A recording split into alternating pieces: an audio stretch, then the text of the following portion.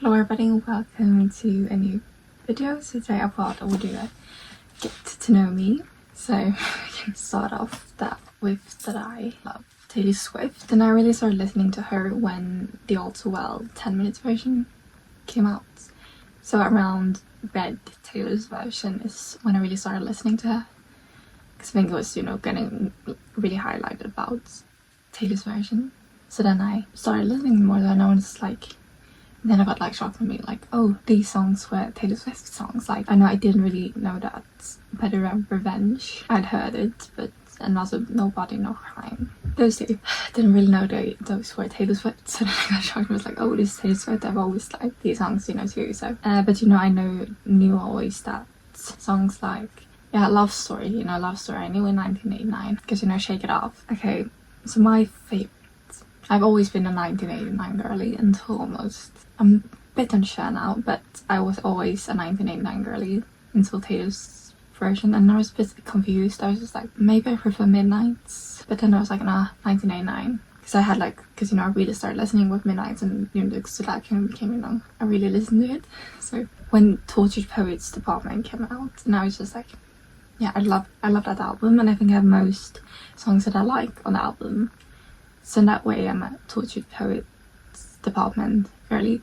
But my favorite songs are, I would say, 1989 and then Now Some and Midnight. I feel like mostly the songs about hairstyles are my favorite songs. And I can put in the description, a link to my Spotify, because I actually did put all my favorite Taylor Swift songs, like favorites.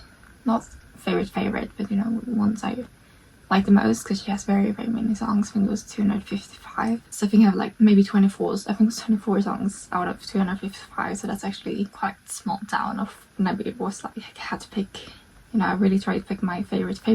So I just thought I forgot to say my all-time favorite songs. I feel like I'm going to add it in. So a top 3 is the OG style, not Taylor's version, unfortunately, and then Iris and Wicked Game. Those are my favorites. And movies, if we're talking about movies, I think Dead Poets Society is actually my favorite movie, because it's such a work of art. But if you think about a more easy and more fun movie, that's also my favorite movie. Not number 1 since Dead Poets Society is, but it's my number 2, and it's more fun, it's more easy, I can watch it whenever. It's Bridget Jones. I love Bridget Jones for my heart.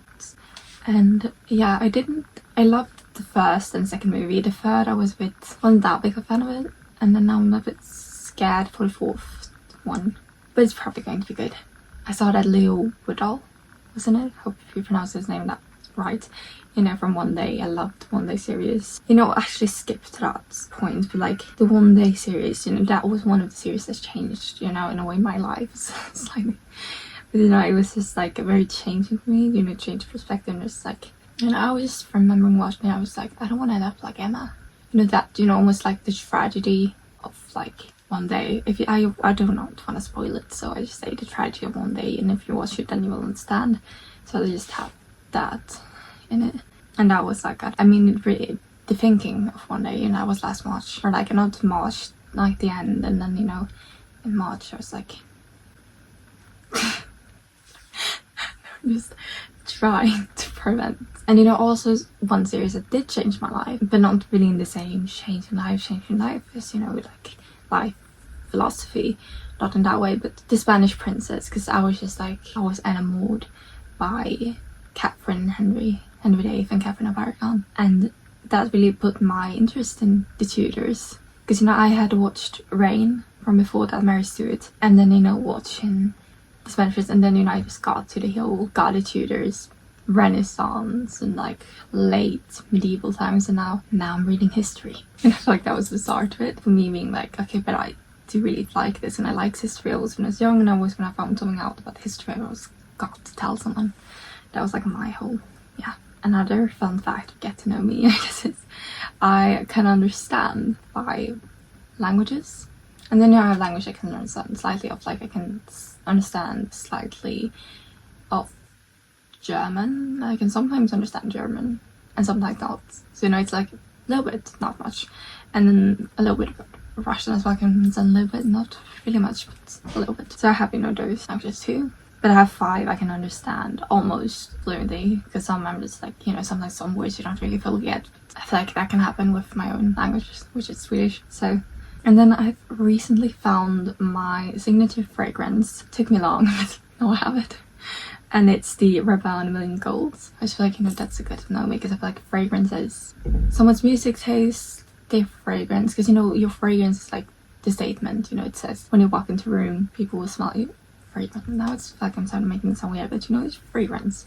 I used to have the YSL Mon Prix as my go-to in the past, and you know, then I just felt like I attached a little bit memories to the smell, scent, I mean. And yeah, I should have changed like October 2023, I think, somewhere around there, but I kept it until, I don't know, a month ago. But then, you know, I also had other ones I really liked, which, you know, I also use quite a lot. I still have these as my go-to to certain places. I'm more about the names. Tenbre by Chanel is my go-to, like, on if I go on a date. I just like that one. It's quite, I personally think it smells, you know, a bit like roses, just like very, yeah, a bit seductive, I guess. Or like sweet, I don't know. A bit, yeah, I just like it. I do really like it, but you know, it doesn't, you have to be close to smell it. And then we have Chateau by Dior, and it's a bit of an everywhere perfume. Like it. It smells a bit like soap.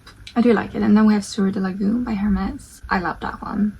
It's just, you know, as I go to my signature now, I need it more florally, but I love it.